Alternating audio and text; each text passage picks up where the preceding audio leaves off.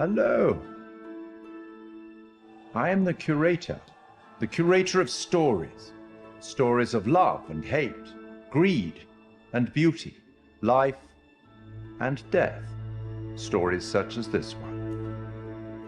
The Curator of the Dark Pictures Anthology bridges between the player and the story, being very aware of what they've done, but also much more aware than the player about what's actually going on in the story and what the context is and what the scenario is. What do you think happened to this guy?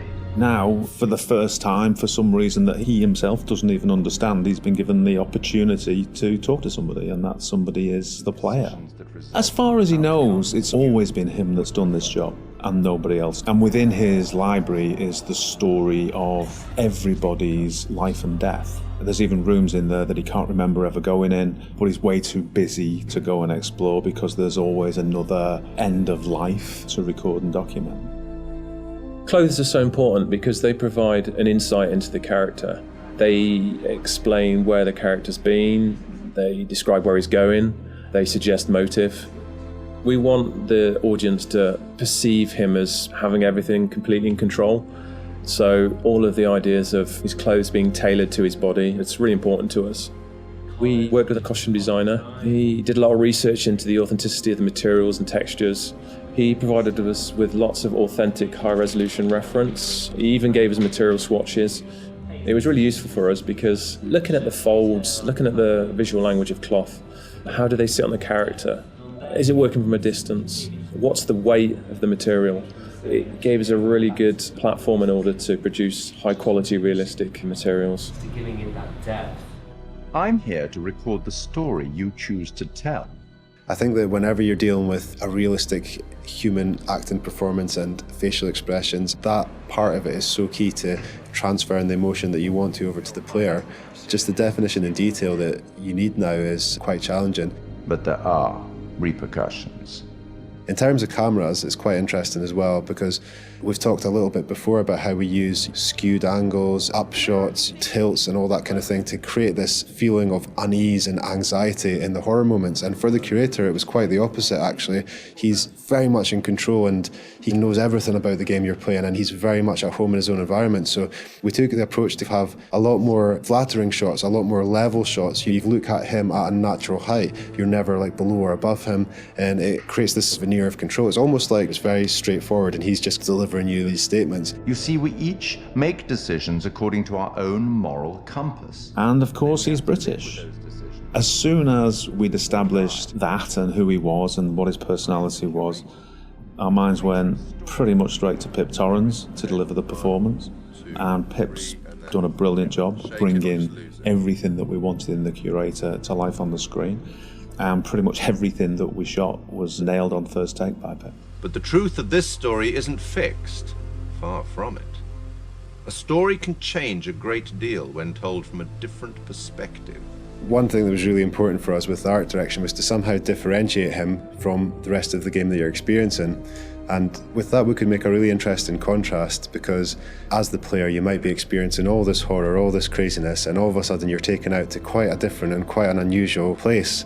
So that was a really fun thing to play with. We tried to play up on that contrast and really signal to the player that there was a change happening. The Curator addresses the player directly. He's quite ambiguous, he's quite mysterious. You're really not sure if he's there to help you or hinder you sometimes. And I wanted that to kind of be reflected in the art. The corridor that he is in at the start of the game and where you see him a lot of times, we wanted to get this feel of an almost infinite corridor that's got this maze-like feel. It's not a set out space that you automatically understand as a viewer when you see it. You're not sure how long it goes on, how many paths there are, how much of a maze this corridor is. So to light that, we wanted to get this feel where there's not markers that tell you this is where you are right now in the corridor, you've been here before, just to increase that feeling of not being fully aware of your surroundings and add to the mystery of the scene. And then he goes into his repository, which is a huge vault of books and secrets, with his main desk right in the middle. He's got large windows for light, a skylight above that would also let a lot of light in, a mezzanine floor, a marble fireplace, classical, opulent, sophisticated. The central feature of the repository is the curator's desk. So we researched how that might look and wanted to make it look a big, substantial piece of furniture. We added a lot of scroll work and detail to the front and rear. All of the things that you'd expect, the brass fittings for the drawers. There's quite a lot of detail went into that, and we thought we might be seeing that quite close as well again. So in the end, it fits nicely within its environment. It references some of the Victorian era detail that you might see on a piece like that.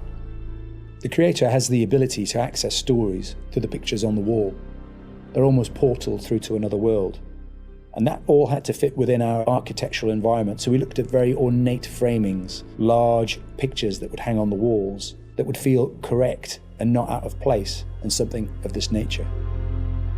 We thought about where we could include light sources that would be interesting, would put light in the right areas of the room. The skylight's a really good example. We decided that having this top-down ambience would really bed the scene in nicely and create this nice veneer to it. And then adding another number of interesting light sources that we can use for accents, such as a fireplace, such as the candles, that just are there to give you that extra range of colour if you need it. They're there to draw the eye of the player to what we want to show them. It's not my place to interfere, but I might be persuaded to offer the occasional hint.